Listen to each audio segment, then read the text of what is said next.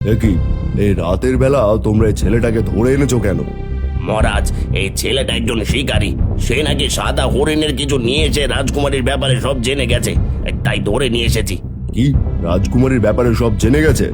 এই যুবক, বলো তুমি কি দেখেছো? মহারাজ, আমি একটা সাদা হরিণের পিছু করে এসেছিলাম। এসে দেখি হরিণটা রাজমহলের পেছনের গেট দিয়ে ভেতরে প্রবেশ করেছে। তখন আমি লুকিয়ে তাকে দেখতে থাকি। তার কিছুক্ষণ পর যখন সন্ধ্যা নামে, তখন সাদা হরিণটা রাজকুমারীতে পরিণত হয়ে গেল। তাছাড়া আমি কিছুই দেখিনি মহারাজ। গরিব, সর্বনাশ হয়ে গেছে। এই যুবক সবকিছু জেনে গেছে। একে নিয়ে গিয়ে কারাগারে বন্দি করো। না মহারাজ, আমাকে ক্ষমা করে দিন। আমি রাজকুমারীর ব্যাপারে কাউকে বলবো না। আমাকে ছেড়ে দিন মহারাজ। প্রহরী দেখছো কি? তাড়াতাড়ি নিয়ে যাও। জি হুকুম মহারাজ।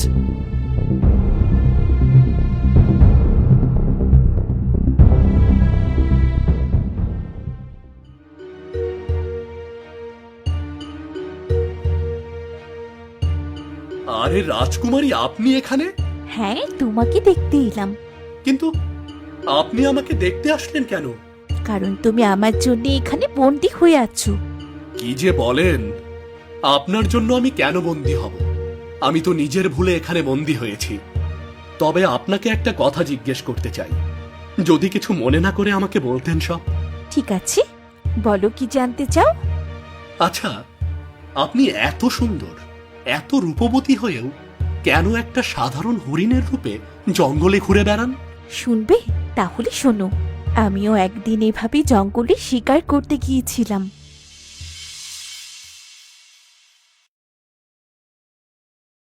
আমার সামনে একটা নয়, দুইটা হরিণ দাঁড়িয়েছিল।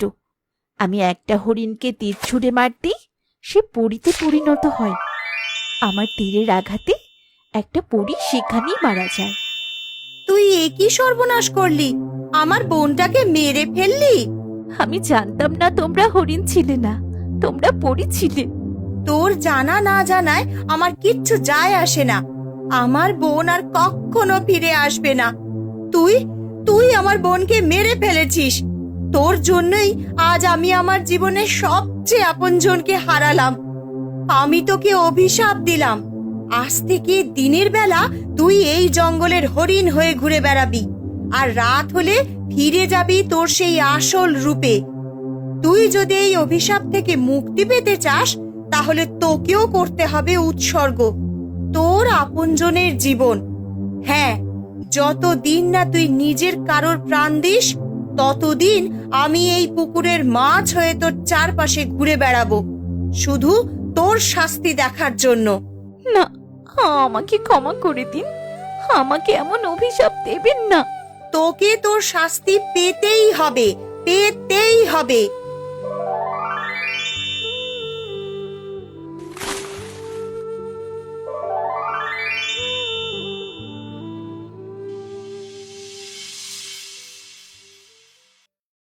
তার মানে আপনাকে এই অভিশাপ থেকে মুক্ত করতে হলে আপনার আপনজনের জীবন উৎসর্গ করতে হবে?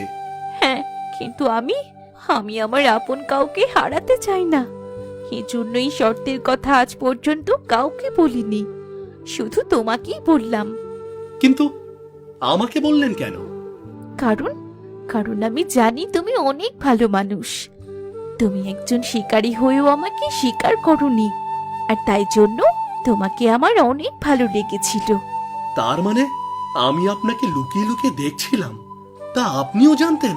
হ্যাঁ, সব জানতাম। তাহলে আমিও আপনাকে একটা কথা বলতে চাই। আপনি যখন হরিণ থেকে মানুষ হয়েছিলেন, তখন আমি আপনাকে প্রথম দেখেই ভালোবেসে ফেলেছিলাম। আমার মতো অভিশপ্তকে বলছো ভালোবাসো? হ্যাঁ, অনেক ভালোবাসি। আপনি রাজকুমারী হয়ে হয়তো আমাকে পছন্দ নাও করতে পারেন, কিন্তু আমি সত্যি সত্যি আপনাকে ভালোবাসি। আমি অভিশপ্ত, এটা জানার পরেও যদি কেউ আমায় ভালোবাসতে চায়, তাহলে আমি কি করে তাকে অপছন্দ করে থাকতে পারি বলো? আর আমি তোমাকে আগেই তো বলেছি, তোমাকে আমার ভালো লেগেছে, কিন্তু আমাকে ভালোবেসে তোমার কোনো লাভ নেই, কারণ কারণ আমি অভিশপ্ত। লাভ আছে, তা আমি এখন বুঝতে পারছি। কারণ আপনাকে এই অভিশাপ থেকে মুক্ত করতে আপনার আপনজনের প্রাণ উৎসর্গ করতে হবে, আর আমি তো আপনার আপনজনই। তাই আমি আপনার জন্য আমার প্রাণ উৎসর্গ করব। না, আমি তা চাই না। জীবনের প্রথম কেউ ভালোবাসি বলল, আর আমি তাকে হারাবো? এটা আমি কখনো চাই না। ভালোবেসে পাওয়ার চাইতে ভালোবাসার মানুষকে খুশি দেখা বেশি আনন্দের। তাই আমি আমার ভালোবাসার মানুষের জন্য হাসি মুখে আমার প্রাণ উৎসর্গ করব। আপনি শুধু আমাকে ওই পরীর কাছে নিয়ে চলুন। না, আমি তা কখনো চাই না। যে আমাকে ভালোবাসে তাকে ছাড়া আমি কি করে সুখে থাকবো? ঠিক আছে, আপনি শুধু আমাকে ওই পরীর কাছে নিয়ে যাওয়ার ব্যবস্থা করুন। তারপর আমি ওই পরীর সাথে কথা বলবো। প্রয়োজন হলে দুজন একসাথে ওই পরীর কাছে দুটো প্রাণ উৎসর্গ করব। ঠিক আছে, আমি তোমাকে মুক্ত করে দিচ্ছি। তুমি কাল জঙ্গলে এসো, আমি তোমার সাথে দেখা করব।